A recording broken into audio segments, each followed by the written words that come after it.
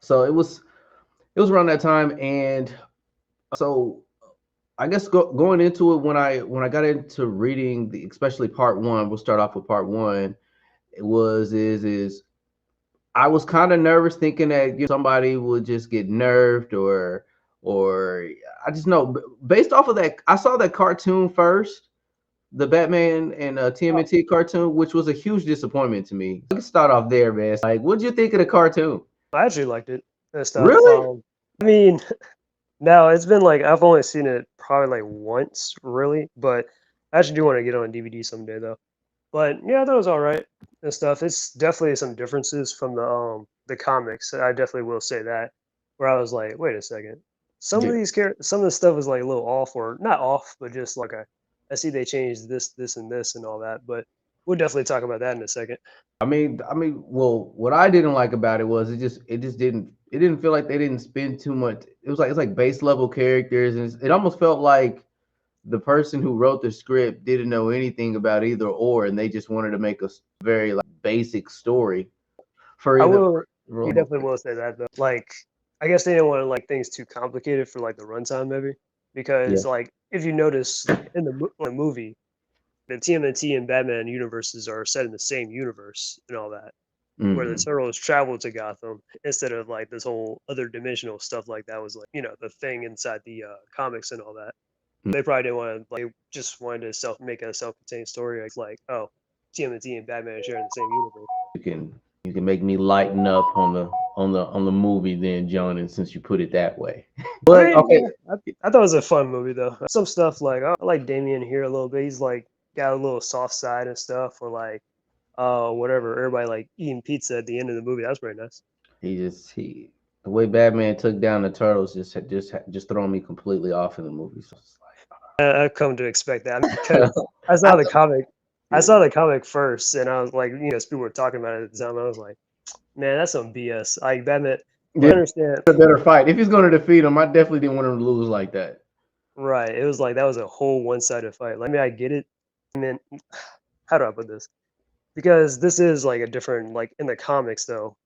This isn't like the IDW comics or like Mirage or anything. That's a whole Mhm. other thing right there.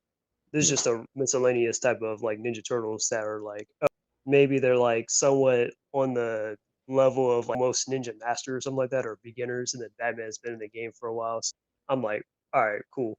But I wouldn't take this seriously as in like this is exactly how it'll play out between Batman and the Yeah, Turtles. Like, yeah, nah, I'm about to say that's how I took it. I was like, oh no, let me just yeah, hurry up and get through with this. But okay, I'm gonna get to the comic. So for with part one, what I got most out of this, what I got most out of this was I almost wanted to compare it to the first movie, like the first yeah. Ninja Turtle movie that came out, because it just felt like it was Mirage. Oh, the very first. Yeah, the part one of this Oh, Batman TMNT. Like if it was going to be anything close to that, because it still kept Gotham's dark grittiness. It still kept I guess New York City, because if I'm not mistaken, part one was in Gotham. yeah. Part one was in Gotham. Part two was in New York. So and I mean I got an opportunity to like see Ralph get pissed off because the turtles weren't so basically, with their time, with the turtles time traveling being in Gotham, they had a certain amount of time to stay there before they are erased from existence itself. That's in the third part. I believe that's Or are you talking about the first? yeah, that's the first. Oh, okay, okay. That's yeah. In the Because first, I was about to say I don't remember the whole them about to be a race thing, but yeah, I do remember they Raph was definitely getting pissed off because yeah, yeah, like they weren't making any kind of progression or something or whatever, and they're like, man, and Batman over here, he a rich eccentric billionaire and all that, and blah blah blah. so, so I mean, yeah. So basically, what happened was is like I mean, they had a couple of fights. They came back to the lair, and they're like the turtles were acting lackadaisical, like they weren't pressed for time. And Ralph's like, I don't feel like waiting. I'm gonna go out here by myself since y'all don't want to take things seriously, which kind of to me felt like the first movie or like typical Ninja Turtle, like the original film franchise was. He went rogue. Yeah, that's true. Or he was about to dip, but then Batman like gave him his little like speech and stuff, and was like, look. Hmm. That's all the reason. I was like, yeah, my parents died, and then I want to rid Gotham. I'm not doing this because I'm trying to get some kind of cheap thrill out of it or whatever. Like, Yep. nah, that was a speech Batman gave in the comic. Now, if you remember from the movie, Raph is actually the one that's lecturing Batman and stuff, telling him because Batman was like, "All right, we're not getting anywhere in the same position as Raph." He's like, "This whole us teaming up thing was a mistake. We're just gonna do this ourselves." And then, the Bat family and all that. And then Raph, like, you remember, he grabs Batman, Mhm. turns him around, and is like, "No, you listen." And was like telling him about like, "Look, I've been there. I've been a loner and all that stuff, but we gotta work together on this." So Mhm. I did like that change compared to like the comic, though. Okay, I mean, yeah, that was a good. I say, yeah. I mean, I didn't even put two and two together and think of that. I guess when I was referring to the movie, I was actually referring to the original Ninja Turtle movie, Oh, yeah, like yeah, I know what live you're talking about. action. So Yeah. let me Yeah, I know what clarify you're myself by saying that. So like that's the oh, no, no. comparison I was trying to make. I know, I mean, I got you. I remember. I was just saying, like, I'm just using that as a like, that was a parallel from that scene from the Okay. comic to the movie, but yeah, but I know what you're talking about, like, where Raph, in the first movie where, like, him and Leo had their little falling out. So Yeah. yeah, it was I mean to me it still felt nostalgic. Another thing that really stood out to me with part one was I guess the scale and tiers of power between all the characters. And in saying that, right, part one let me know that Shredder's martial arts and experience is superior to Ra's al Ghul's and Batman's. Yeah, or they might be on the same level because, like, if I were to say scaling wise, like, from the comic, from what I remember, Mm, yeah, you obviously do get that first scene where Batman and the Turtles fight each other and stuff, and Batman like completely beats them up.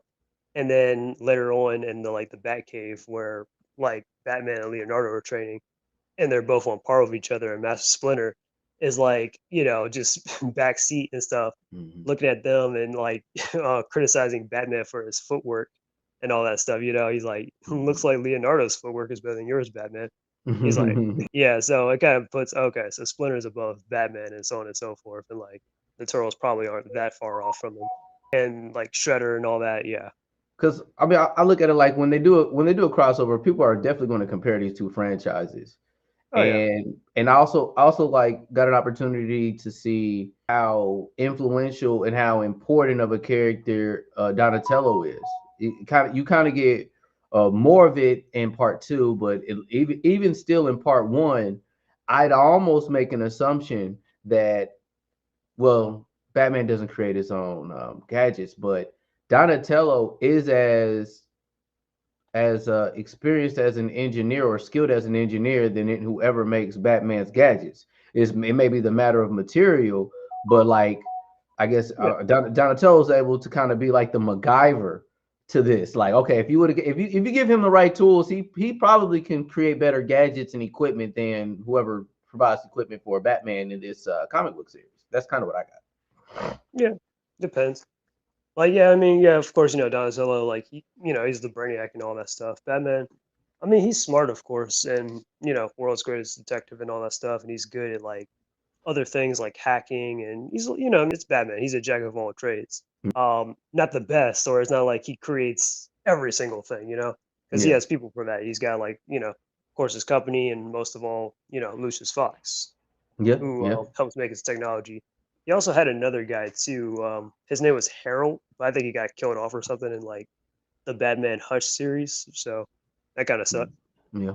Yeah, But I like. Let's say as far as part one, another highlight that I got out of. Okay, so matter of fact, how did you feel about the mutations of the villains, the sub villains?